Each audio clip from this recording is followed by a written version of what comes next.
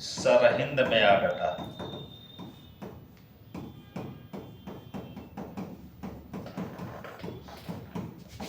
पुनः एक जो मछुआरा का युद्ध लड़ा था उससे बड़ी सेना के साथ सरहिंद पहुंच गया एक ही महीना में।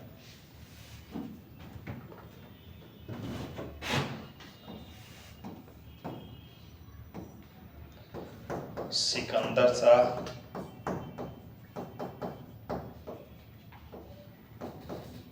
पराजित हुआ और हुमायूं विजयी हुआ। सर जब बड़ी सेना लेके चला गया तो कैसे पता? बड़ी सेना लेके तो राणा सांगा भी आए थे। बड़ी सेना के साथ इब्राहिम लोधी भी खड़ा था। टेक्निक होता है युद्ध का ना। तो ये तो उतना भी चालाक नहीं ना था हुमायूं। जिसका 10 साल वनवास हो जाएगा ना, 15 साल, हाँ तब उसकी बुद्धि का विकास हो जाएगा। तो 15 साल अपने देश से निर्वासित था। अब क्या हुआ?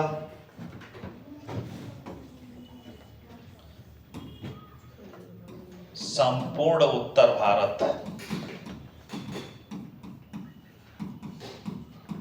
पर मुगलों का आधिपत्य स्थापित।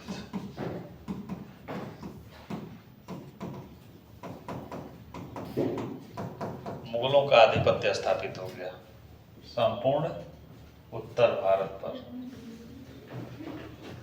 दिल्ली आगरा हर जगह मुगलों का वर्चस्व स्थापित हो गया और अफगान शक्ति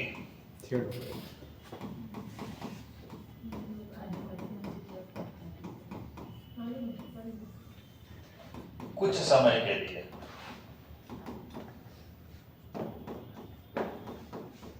दिल्ली पूरी तरह से कंट्रोल हो गया।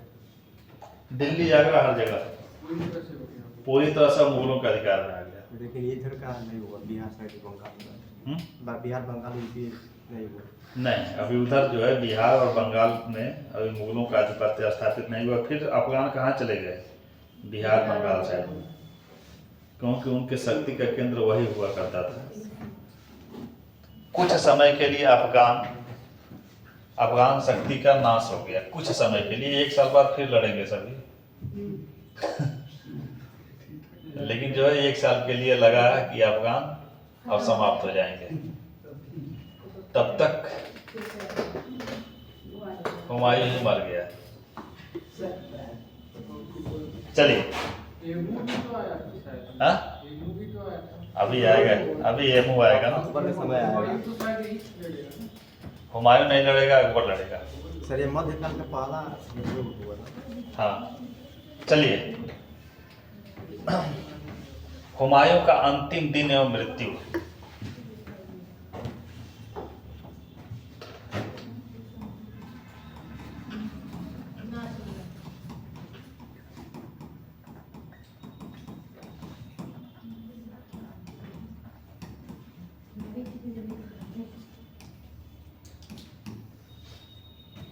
अंतिम दिन एवं मृत्यु 20 जनवरी 1556।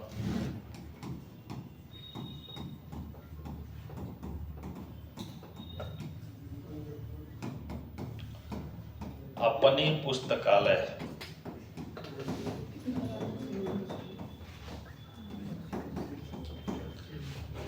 पुस्तकालय की सीढ़ियों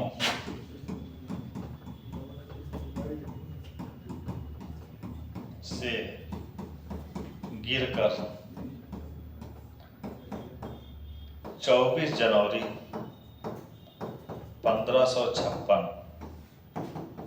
हुमायूं की मृत्यु हो गई।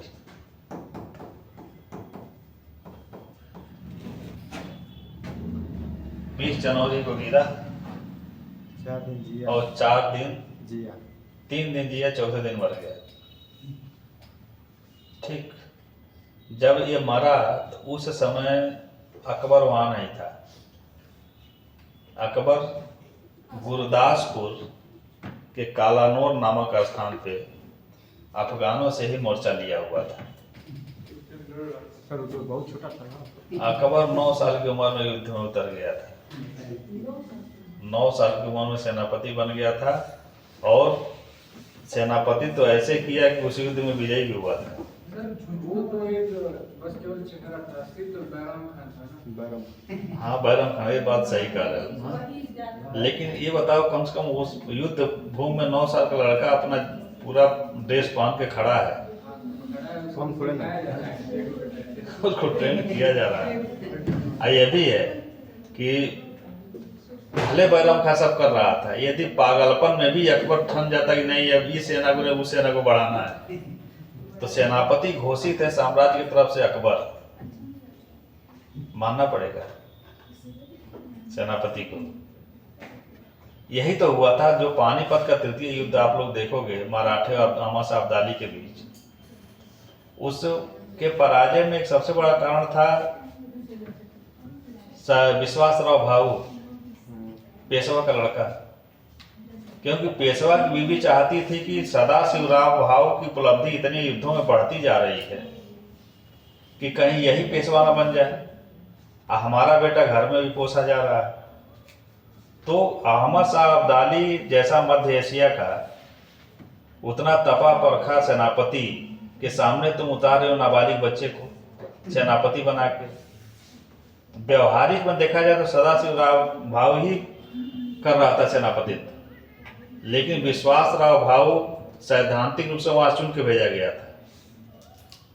इसलिए सदाशिवराव भाऊ बार बार उसको हिदायत देता है कि तुम हाथी से मत उतरना बस, लेकिन हाथी से उतरा, मारा गया। और जब सेनापति मारा गया, भले नाबालिग 9 साल का हो तो क्या है, सेना भागेगी। चलिए 24 जनवरी 1556 को हुमायूं की मृत्यु हो गई। हुमायूं मर गया। इसी पे एक लेखक है लेन पुल, ये क्वेश्चन कई बार पूछा गया है। लेन पुल कहते हैं कि हुमायूं जीवन भर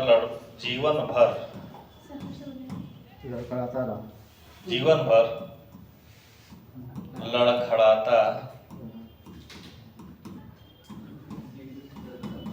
और अंत में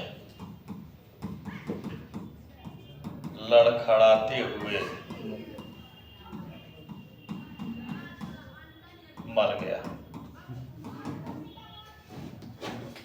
कहीं कहीं किताब में लुढ़कते हुए मिलता है, कहीं लड़खड़ाते हुए मिलता है कि जीवन भर लुढ़कता रहा और मृत्यु भी लुढ़कते हुए हो गई। पुस्तकालय की सीढ़ी से गिरा, डगरते हुए नीचे आया, फिर मर गया। इसकी कुछ विशेषताएं हैं हुमायूं की 3-4 ठो, उसको पॉइंट में नोट कर लो, जहाँ से बनते हैं।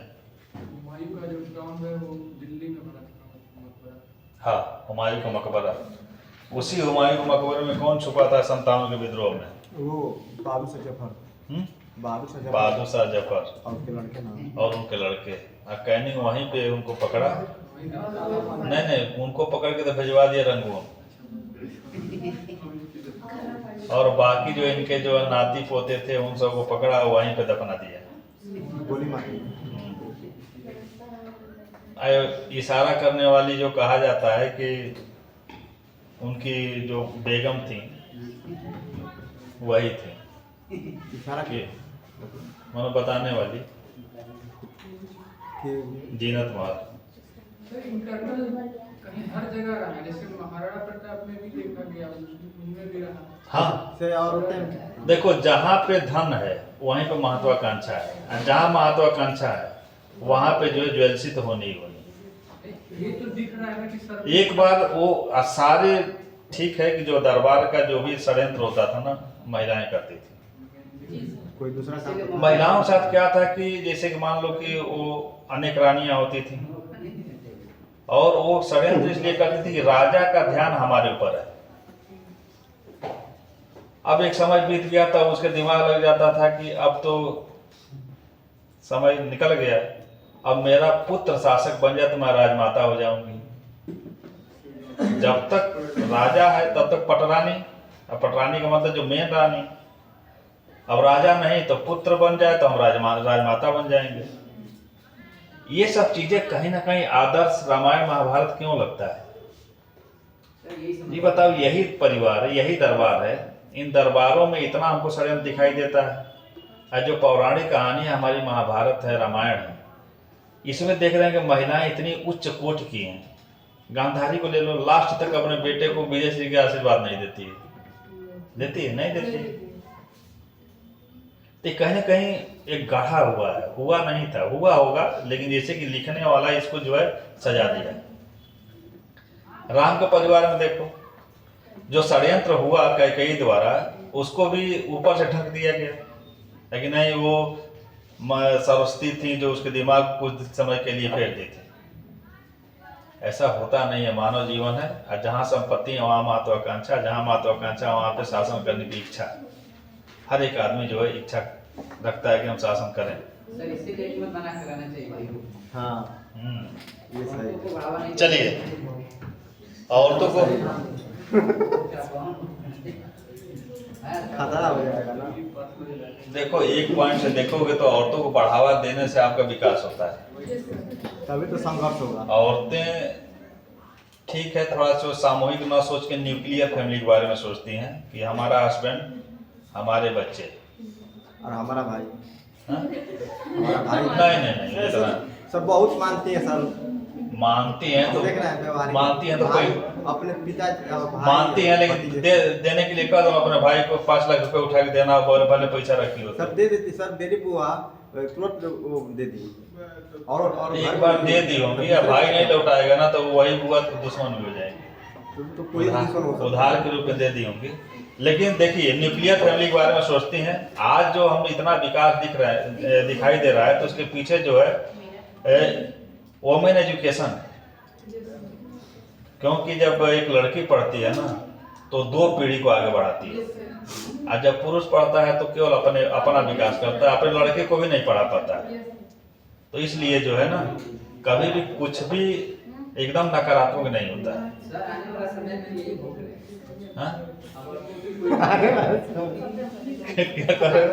सर प्राकृतिक की जान इज्जत नहीं रहेगी। नहीं सर, आने वाले समय में वो प्रकृति जाएगी। नहीं, ये बताओ क्यों इज्जत रहेगी? तुम लोग स्वयं सोचो, क्यों इज्जत रहेगी? सर इसी के चलते महाभारत होता है, इसी के रामायण। एक हार्नबिल पक्षी होती है, कारण यही है। एक हार्नबिल, सुनो पहले, एक हार्नबिल पक्षी होती है। हम ही मानते हैं, जीवन में। हार्नबिल पक्षी जब वो अंडे देना होता है उसको, तो क्या करती है कि एक ऐसे घोंसले में घुसती है जैसे कि जो पेड़ का जो कहीं से सुराख हो तो उसमें घुस जाएगी।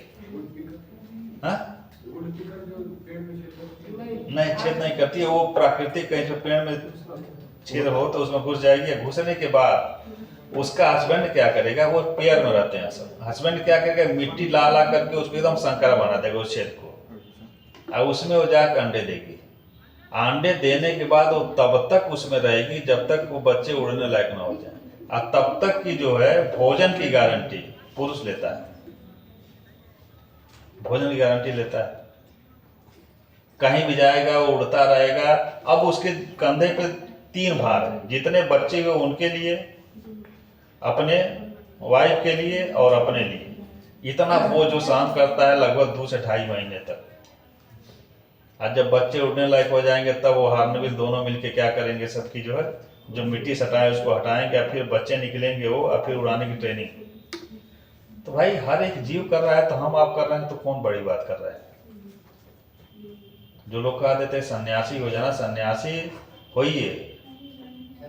घर परिवार छोड़ के सन्यासी होने का मतलब जानते हैं आप, हार चुके हैं जीवन से। सन्यासी वो होता है कि अच्छे कर्म करें, परिवार के साथ रहें और परिवार का परवरिश करें। जब पशु पक्षी इस तरह का परवरिश कर रहे हैं तो हम आप क्यों नहीं करेंगे? सही बात। क्या करेंगे? उड़ के मतलब जो स्वभाव उसका तो स्वभाव है उड़ना, तो उड़ के करेगा। हम अरे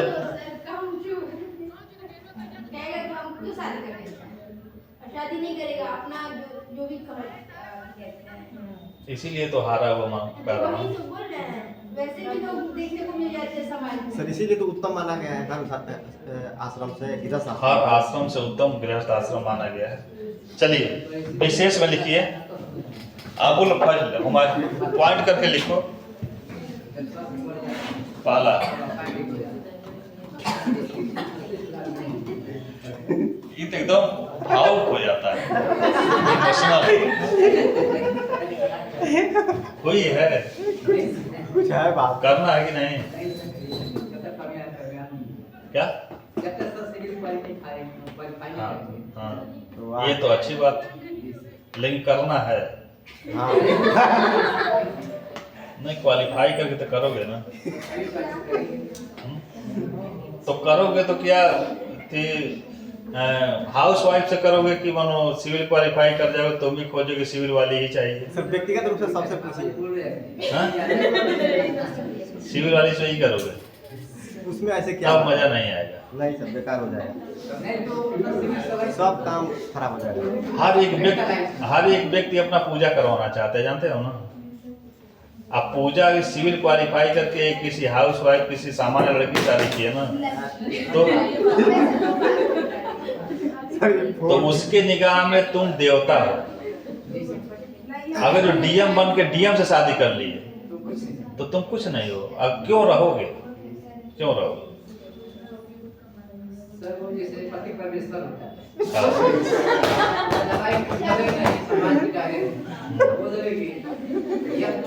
क्यों दबाओगे यार? इंसान इंसान को दबाने के लिए होता है। किसको कौन धोखा देगा कोई जानता है। नहीं, सर ये समझ रहा है कि द्वापर में जी रहे हैं। इंसान, चलो अबुल फजल कहते हैं इसको, हुमायूं को, इंसान ये कामिल की उपाधि, क्या सर?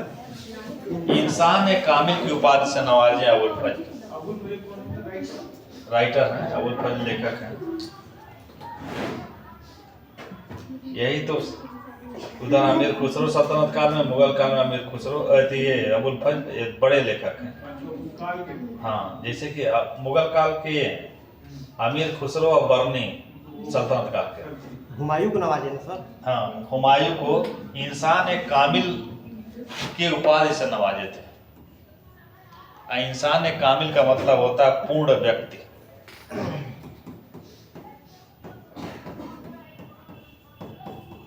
एक स्तर से ठीक भी है, पूर्ण व्यक्ति था ही। मान लो कि साम्राज्य होने के बाद फिर साम्राज्य स्थापित कर लिया। जो कहा जाता है कि घर का भूला सर हर एक शाम चीज को का आ स्वाद जाए। चख चुका था। हाँ, जीत और हार दोनों का। चलिए, कानून ए हुमायूनी एक पुस्तक है और इसके लेखक है ख्वान मीर। ये पुस्तक बहुत इंपॉर्टेंट है, लेखक पूछा जाता है इसका। कानून है हुमायूं। दूसरा है कानून ए हुमायूनी, लेखक हैं ख्वान मीर।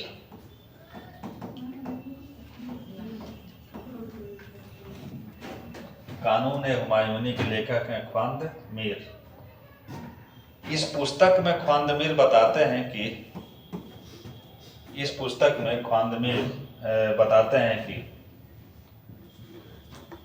हुमायूं प्रशासन में अहल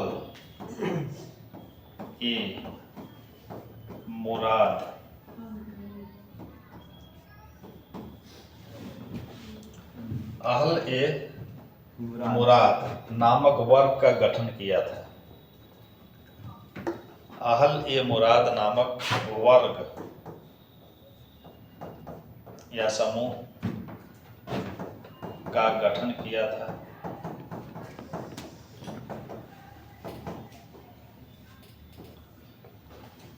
और इस समूह में शामिल होने वाले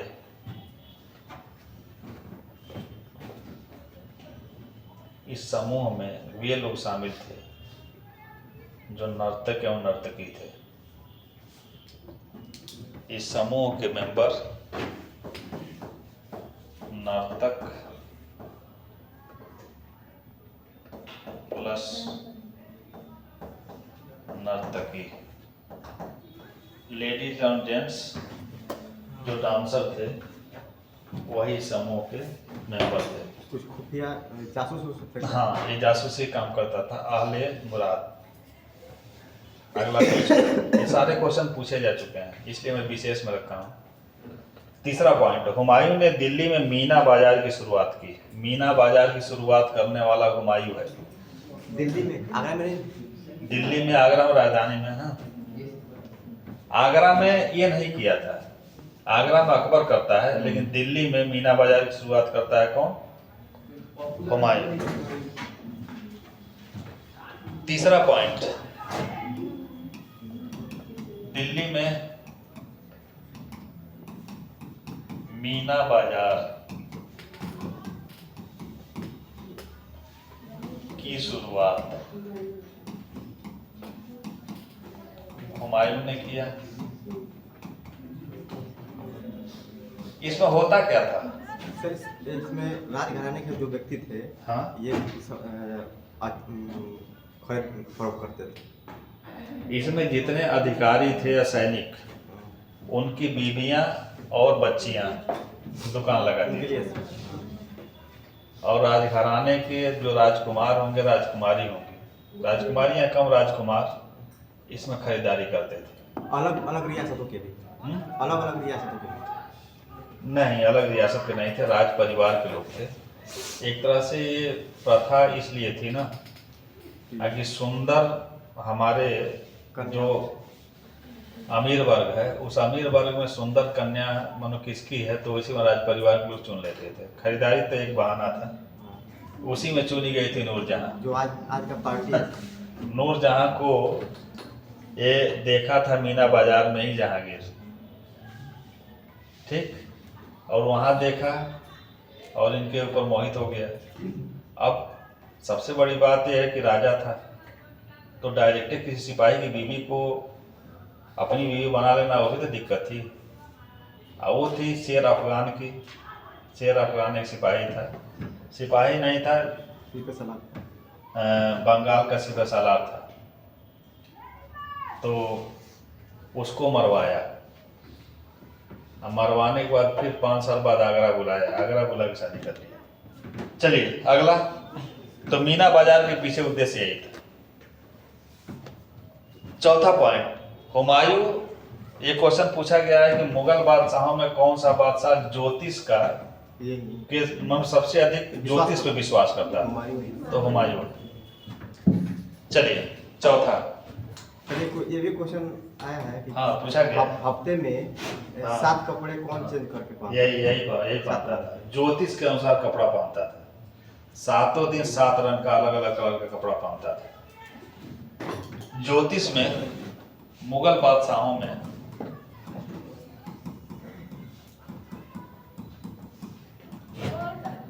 ज्योतिष पर विशेष ध्यान देने वाला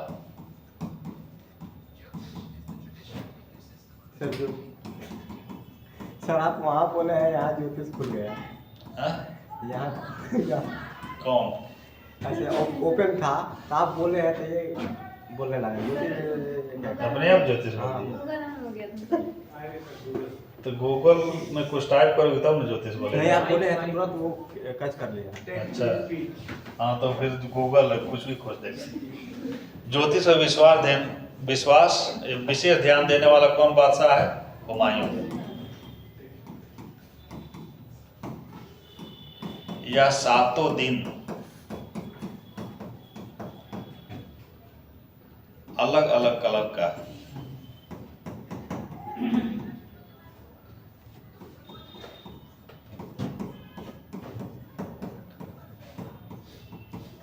कपड़ा पहनता था। जैसे इतवार को कौन सा कपड़ा पहनता था, किस कलर का? इतवार को पीला, शनिवार को काला और सोमवार को सफेद। पीला, शनि, काला और सोमवार को सफेद।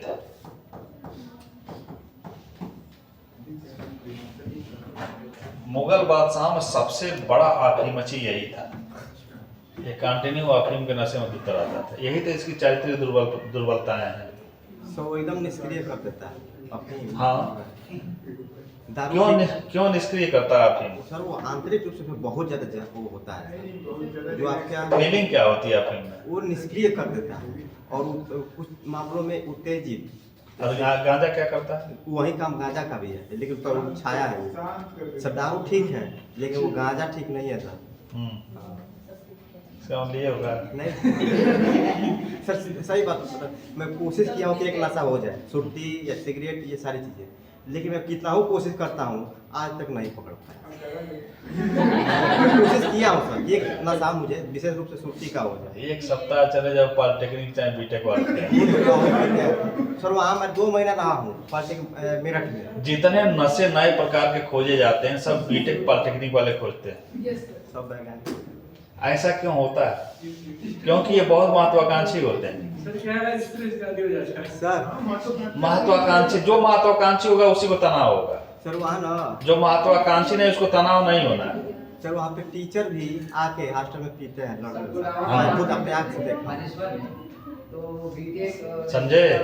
तो जो भी अफीम से रिलेटेड जो इस तरह के जो नशा है वो क्या करते हैं, व्यक्ति को संतुष्ट करा देते हैं। जैसे कि वो नर्वस सिस्टम को ऐसा कर देंगे ना कि लगेगा कि चलो ठीक है, जैसा है बहुत अच्छा है, हम राजा हैं, उसको राजा टाइप का फीलिंग दिलवाएगा।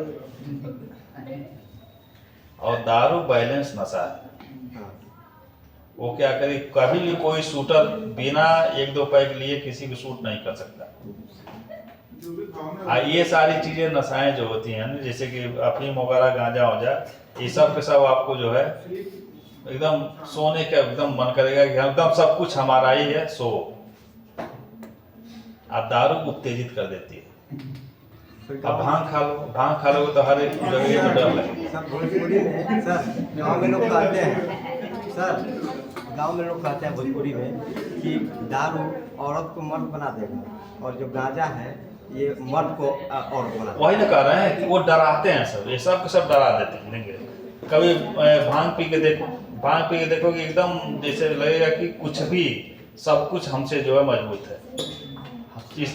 इस धरती के सबसे निम्न कोटि के या फिर सबसे कमजोर प्राणी मैं ही हूँ।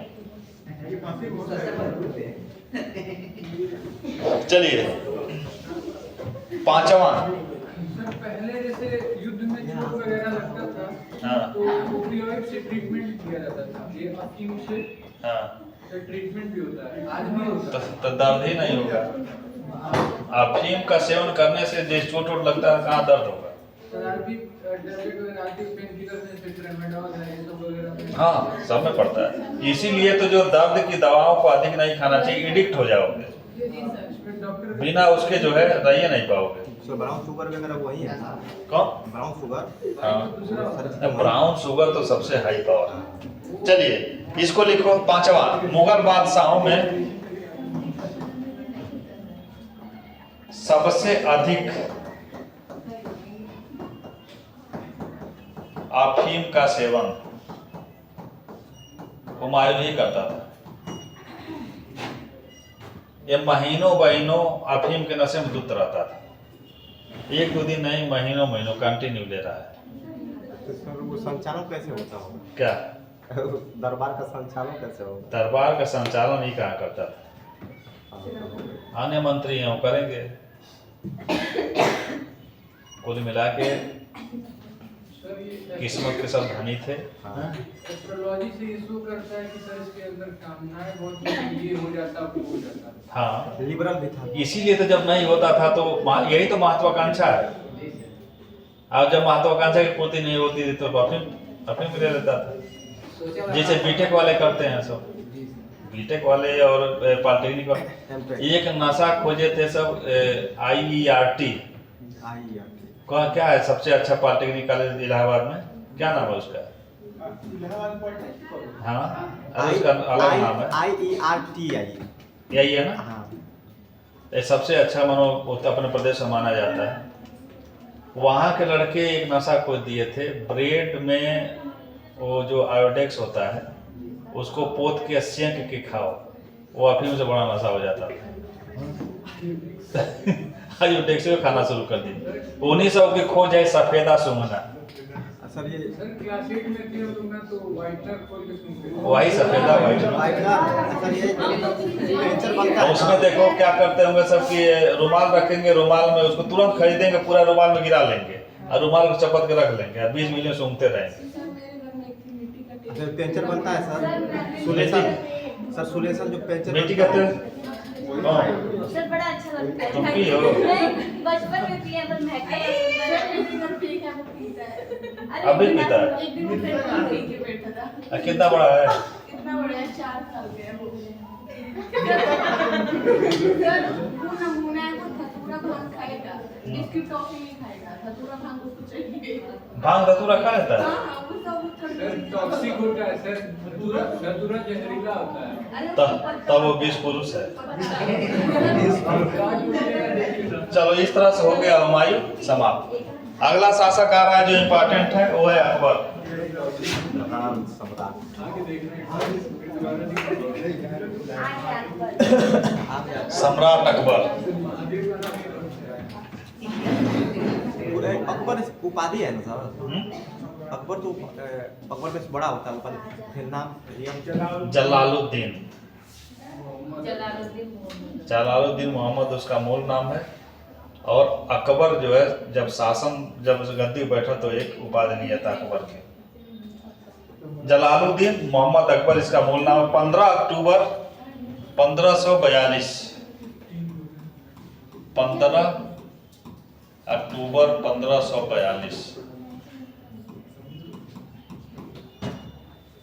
में ये पैदा हुआ।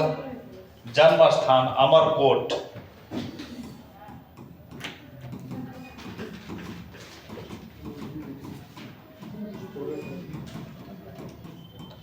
अमरकोट।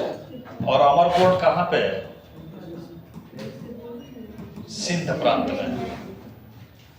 राजा कौन थे? राजा वीरसाल।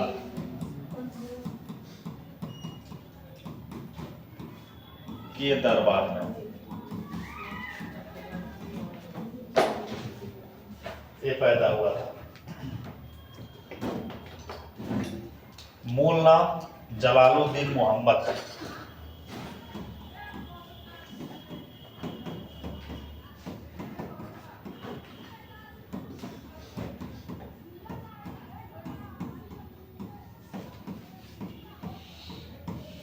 जलालुद्दीन मोहम्मद। पिता हुमायूं। माता कौन थी? हमीदा बानो। हमीदा बानो बेगम।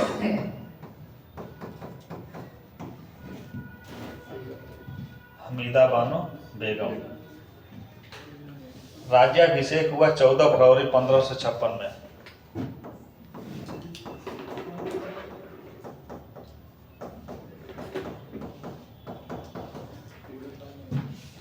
फरवरी 1556।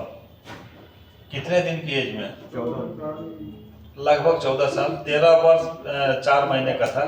13 वर्ष 4 महीना 6 महीना लगभग 14 वर्ष की उम्र में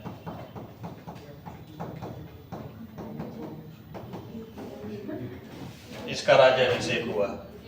जब इसकी माँ 14 साल की थी तो उसकी शादी हो गई और जब बेटा 14 साल का हुआ तो राजा बन गया। 14 इन सब के लिए शुभ था नहीं। सर ये क्वेश्चन ये भी आया था ना कि किस चीज के बने सिंहासन पे इसका राज्याभिषेक हुआ? ईंटों के जोड़ के बनाया था। अभी हम चल रहे हैं वहाँ पे। वो साथ जहाँ जहाँ क्वेश्चन पूछे गए हैं मैं एक भी छोड़ूंगा नहीं। दरअसल जब इसको सूचना मिली तो उस समय अभियान में था और वहां पर सिंहासन कहाँ से आएगा, तो इसलिए बैरम का 4 ठो ईटा जोड़ा, उसको बैठाया, कहा कि आपका हो गया रात तिलक। लेकिन वो ईमानदार था ना जो बैरम ईमानदार तो था, वो चाहता तो बन सकता था। वह चाहता तो इनको वहीं पे हत्या कर देता। बन गया। और उस समय का सबसे शक्तिशाली व्यक्ति बैरम खां था। ईमानदार तो पहले के लोग रहे ही हैं। सर हुमायूं का और कोई बेटा नहीं था क्या? तो बहुत छोटा है, और कोई बेटा नहीं था हुमायूं का? अभी सम है हुमायूं का एक और था सर, वो इसका सौतेला भाई था, सो मिर्जा करके था, सुलेमान मिर्जा, वही आगे चल के विद्रोह करेगा। लेकिन इसका जो सगा बेटा था यही था, बड़ा था सगा, वो सौतेला था। एक सौतेला इसका भाई होगा ना? सौतेला भाई था इसका, सौतेला भाई था जिसे दूसरी बीवी का लड़का था। हाँ। अब मेन बात यह है कि मेन जो पटरानी है उसी के लड़के को तो सबसे अधिक वो मिलता था, ज्येष्ठता का अधिकार था। अकबर बड़ा था, अकबर के बच्चे नहीं हो रहे थे ना, हुमायूं को ही नहीं हो रहा। हुमायूं के भी बच्चे नहीं हो रहे थे, अकबर के भी नहीं हो रहे थे। अकबर तो बहुत प्रयास करने के बाद लेकिन पैदा किए 5-6 तो पैदा किए। चलिए संतान, उस समय प्रॉब्लम थी क्या सर? हाँ? उस टाइम कोई प्रॉब्लम प्रॉब्लम था, जब रातों दिन घोड़े की पीठ में सवार रहेंगे तो बच्चा नहीं पैदा होगा, समझे? विज्ञान में पढ़ोगे तुमको पता चल जाएगा। हाँ देखो पकड़ लिया, साइंस का स्टूडेंट है सर, तब पकड़ लेगा। चलिए 6 संतान थे अकबर के, हुमायूं के 6 संतान थे। अकबर का परिचय हम लोग कर रहे हैं। अकबर के कितने संतान थे? 6। 3 बेटे 3 बेटियां। सबसे बड़े में एक बेटे का नाम था सलीम। हाँ? हाँ। हाँ। सलीम ऐसे ही अरे यही सलीम आगे चल के जहांगीर बनेगा ना। नाम बोलो। सर अनारकली भी थी। वो तो सर वो रियल में वो दीवार में चुनवाया था, रियल में वो मार दिया उसको? नहीं, वो मारा नहीं था। बाद में लईक अहमद की किताब में मिलता है कि अनारकली का जो है 100 पहचाना गया था, जाकर वहाँ लाहौर में गुप्त सुरंग के माध्यम से निकलवा दिया था बाहर। जो पिक्चर में दिखाया गया है ना मुगले आजम में, वह सही है। तो फिर दोबारा दरबारियों की निगाह में, जहांगीर के निगाह में यह है कि उस किले में चुनवा दी गई, लेकिन अंदर से ही सुरंग बनवाया था और उस सुरंग के माध्यम से साम्राज्य के बाहर निकलवा दिया। फिर दोबारा लौटी नहीं। अब इतना कह के ही तुम मृत्यु को माफ किया था कि फिर दोबारा दरबार की तरफ दिखाई नहीं दोगी आगरा में। चलिए, पहले जो सबसे बड़ा बेटा था इसका नाम था सलीम, जो दूसरा था इसका नाम था मुराद। इन दोनों से क्वेश्चन पूछा गया है, मुराद दानियाल दोनों से। तीसरे का नाम था दानियाल।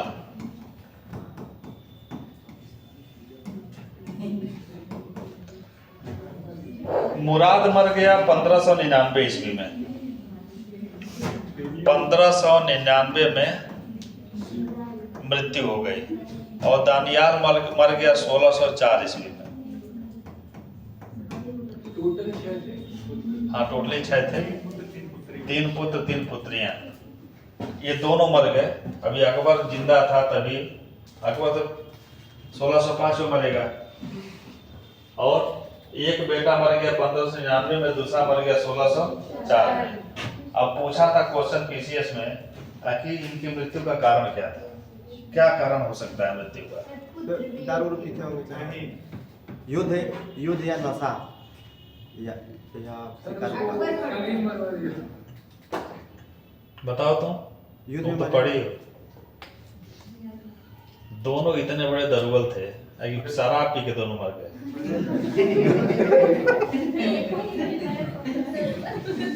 इसके मम्मी पापा क्या करते हैं?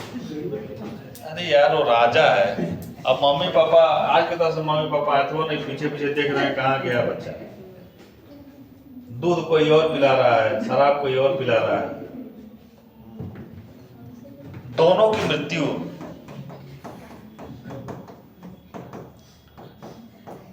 अत्यधिक मदिरा पान से हो गई।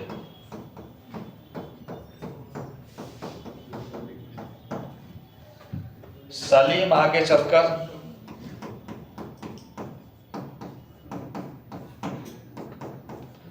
जहांगीर की उपाधि के साथ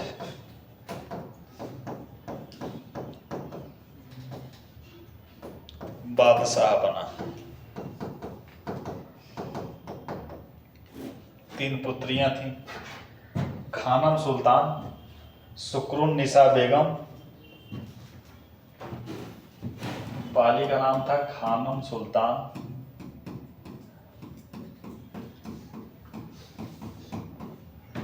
दूसरी का नाम था सुकरून निसा बेगम और तीसरी का नाम था, तीसरी थी आराम बानो बेगम।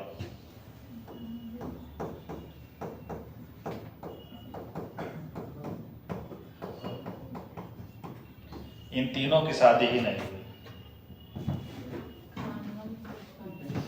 खानम सुल्तान, सुकरून निसा बेगम और आराम बानो बेगम। ऐसा क्यों था, क्यों शादी नहीं हुई? तो शादी करते तो अपने लेवल में करते, अब करते उस लेवल तो उस लेवल का कोई नहीं था, और करते तो वो फिर दावा करने लगता। यही बात है। ऊपर से मुगल ये कहते थे कि हमारे टक्कर का कोई नहीं है, इसलिए हम अपनी बेटियों की शादी कभी भी अपने यहाँ भी चलता है। अगर लड़की की शादी जो है थोड़ा उच्च में किया जाता है, तो मुगल कहते थे कि हम लोग सबसे उच्च है और नीचे वाले को बेटी देंगे नहीं। अब झेले बेटी। लेकिन सर सीरियल में जो दिखाया है ना, सीरियल वाले कुछ भी कर देंगे, लेकिन वास्तव में सबसे पीछे कारण था कि एक दूसरा उत्तराधिकारी न पैदा हो जाए, इसलिए बेटियों को जो है ये सन्यासी बना देते थे कि शादी ही नहीं होती। चलिए, प्रारंभिक शिक्षा।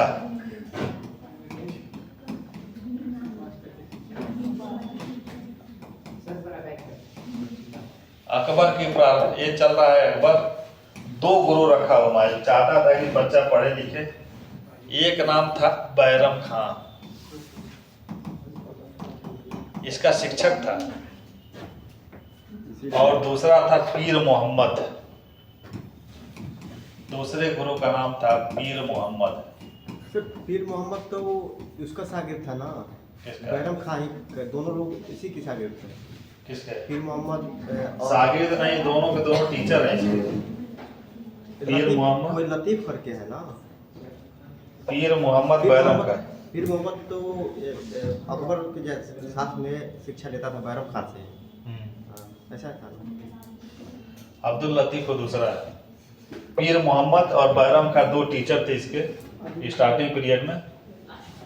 और यही क्वेश्चन पूछा था कि अकबर का निम्न में से कौन सा अकबर का शिक्षक था, तो यही पीर मोहम्मद ऑप्शन में था।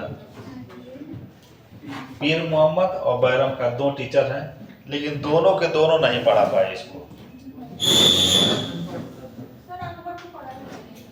नहीं, इसीलिए तो जब पढ़वे नहीं किया, पर टीचर रखने से हो जाएगा? टीचर रखने से क्या हो सकता है? पढ़ेंगे नहीं तो आगे। हाँ,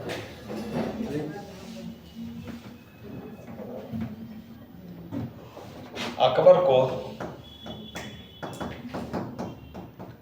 शिक्षा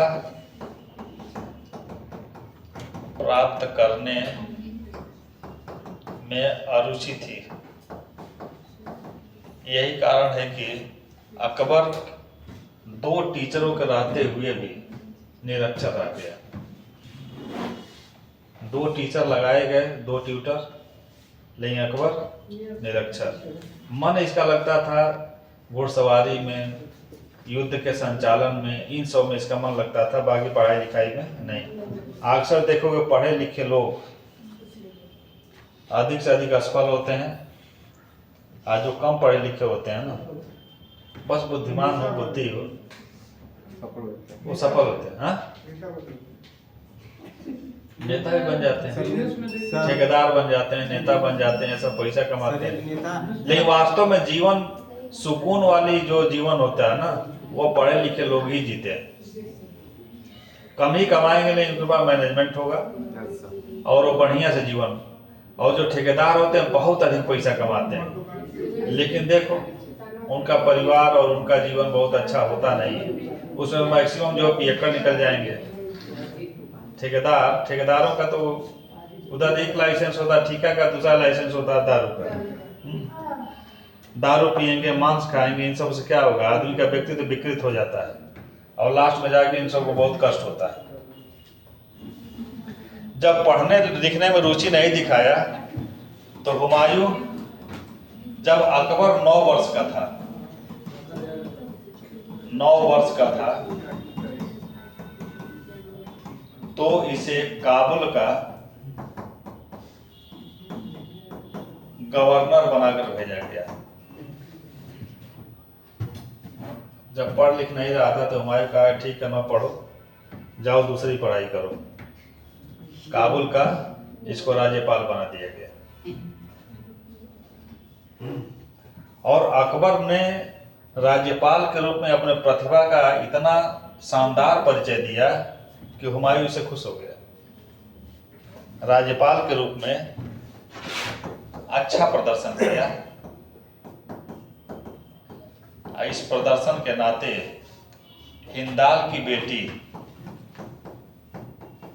हिंदाल था ना हुमायूं का छोटा भाई, हिंदाल की बेटी, एक नाम ही सबको याद होगा, रुकैया बेगम। हाँ सर, बार बार आता है। नहीं आता है जिसे। इसका जब गवर्नर बनाया तो इसके काम से खुश हो गया और गिफ्ट के रूप में शादी कर दिया किससे? रुकैया बेगम से। हिंदाल की बेटी है। हिंदाल मर नहीं गए थे, हिंदाल तो युद्ध में ही मर गए थे। जो काबुल वाला युद्ध लड़ रहा था तो हुमायूं की तरफ से साथ दे रहा था, तो उसमें मर गया। कामरान अस्करी को भेज दिया कहाँ पे? हज पे, मक्का चले जाओ। आज जब साथ में था तो उसका परिवार भी तो अपने साथ रखेगा। तो साथ में हिंदाल का परिवार था तो उसकी बेटी भी बड़ी हो गई थी, तो उसी शादी कर दिया अकबर की। तो यदि पूछा जाए कि अकबर की पहली शादी किससे हुई थी, तो पहली बेगम थी रुकैया। रुकैया या रुपैया सर? रुकैया, रुकैया। इसकी बेटी का नाम था रुकैया।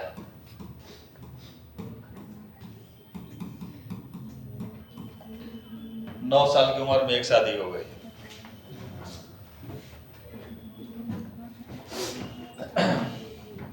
चलिए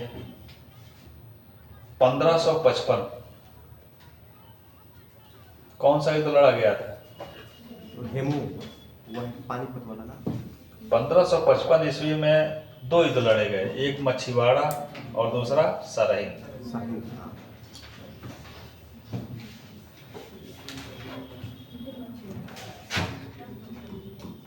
जून 1555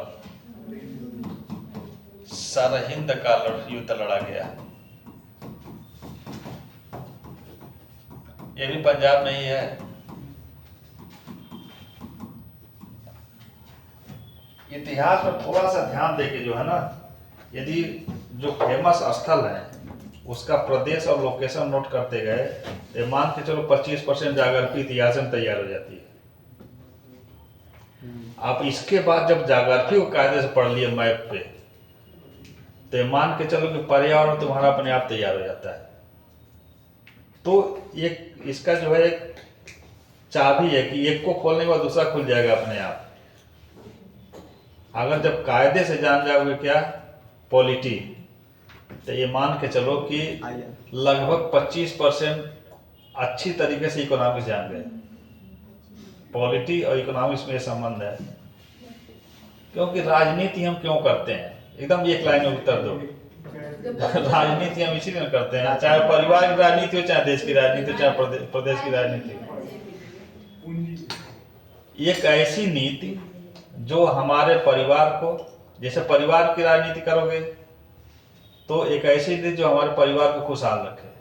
और खुशहाली के केंद्र में क्या है? पैसा। तो ऐसी नीति जो अधिक से अधिक पैसा लाए, है कि नहीं?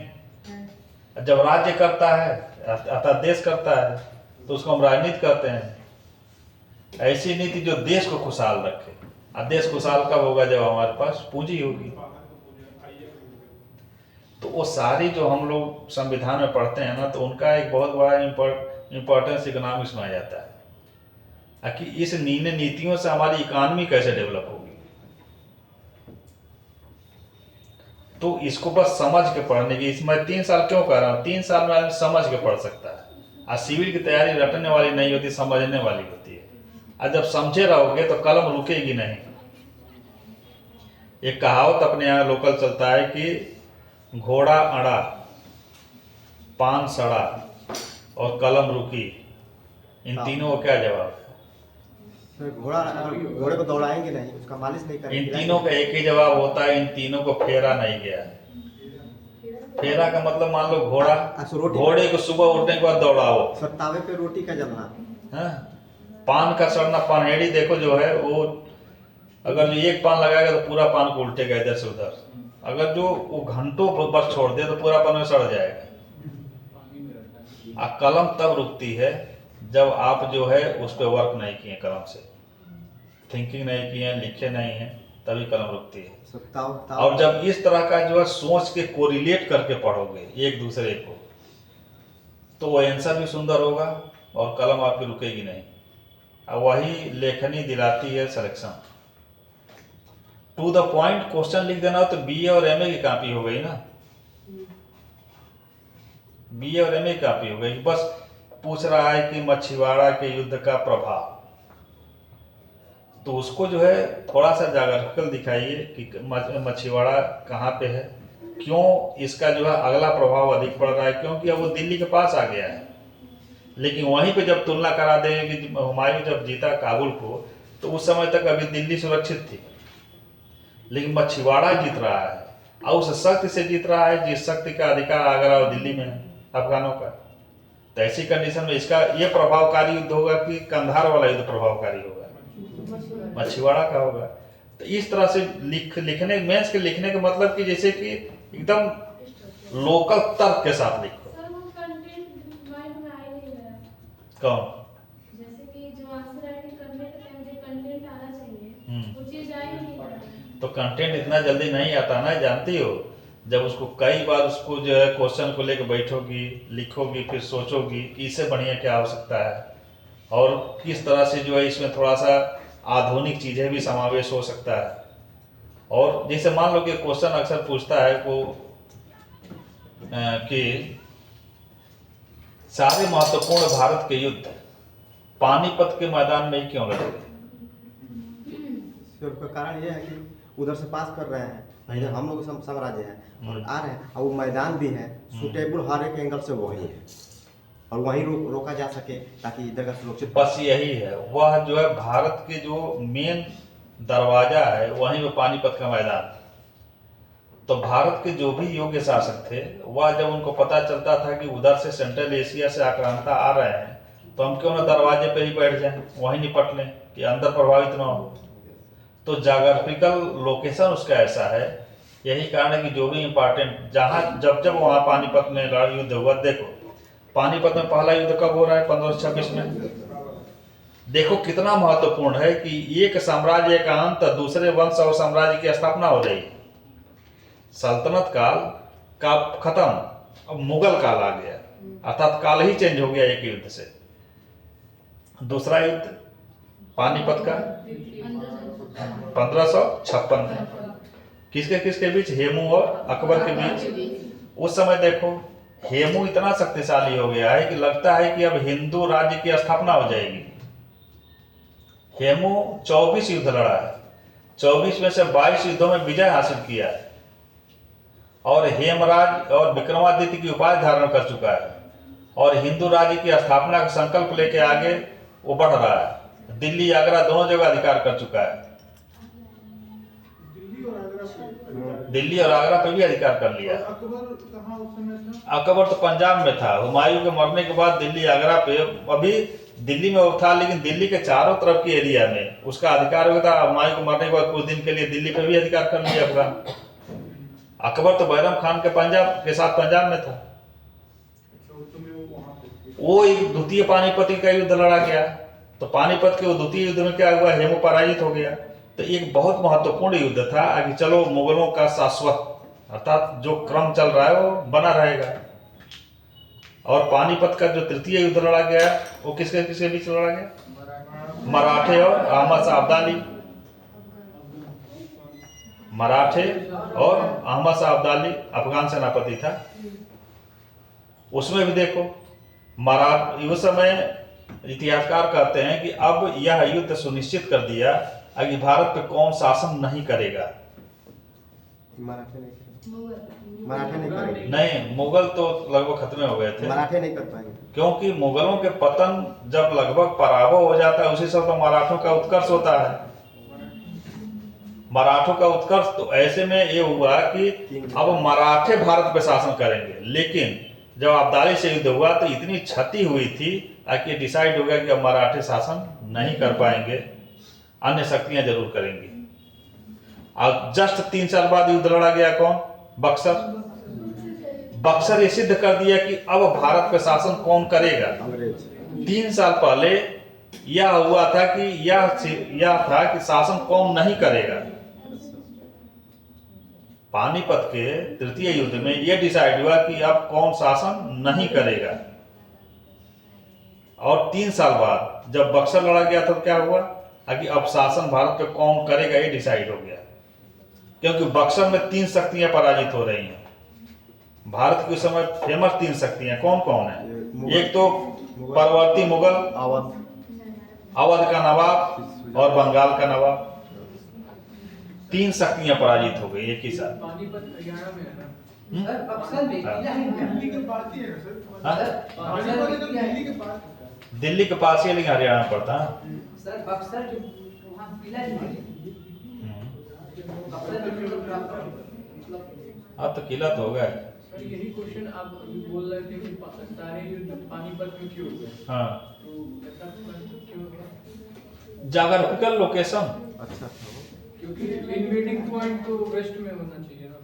इन्वेडिंग पॉइंट जो होता है दिल्ली, एकदम दिल्ली के बगल में है पानीपत। हाँ। तो इन्वेडिंग अगर कर रहे हैं तो पंजाब तक अगर पहुंच गया होगा तब वो पानीपत। सर मे भी ऐसा हो सकता है क्योंकि वो जो बड़े युद्धों की बात हो रही है उसके पहले, जैसे कि जब हम पानीपत से थोड़ा पश्चिम देखेंगे, पश्चिमोत्तर में, तो वहां पे झड़पें हो रही थी। यहाँ तक आते आते अपने सेंटर, अपने मजबूत शक्ति के साथ राजा खड़ा हो जाता था। जैसे प्रदेश मतलब सेंट्रलाइजेशन दिल्ली पे राज कौन करेगा डिसाइडिंग फैक्टर हो जाता होगा। हाँ, ये था। क्योंकि वहीं रोक लो। तो लोकेशन ऐसा नहीं था कि भारत के राजा यहाँ सो के बैठे रहते थे, अपने सेना टुकड़ी भेजते थे। जैसे मान लो जब उधर से चले पंजाब साइड से, या मान लो वहां चले, क्या नाम है कि काबुल कंधार से एंट्री करते हुए पाकिस्तान वाले पंजाब और सिंध में आए, तो अपने नेता सैन्य टुकड़ियों के साथ यहाँ के राजा झड़प करते थे। लेकिन जब ये लगता था कि अब लौटेगा नहीं, तब ये पानीपत के मैदान में आके वेट करते थे। और जब जब ये युद्ध लड़ा गया तो इतिहास के लिए निर्णायक पॉइंट रहा पानीपत का युद्ध। तो जाग्राफिकल भौगोलिक दशा, भौगोलिक स्थिति ही थी जिसके नाते बड़े युद्ध हुए। और सारे युद्ध जो है इतिहास के पॉइंट ऑफ व्यू से सबसे बहुत महत्वपूर्ण है। सरहिंद का युद्ध लड़ा गया जून 1555 में। इस युद्ध में अकबर हुमायूं के साथ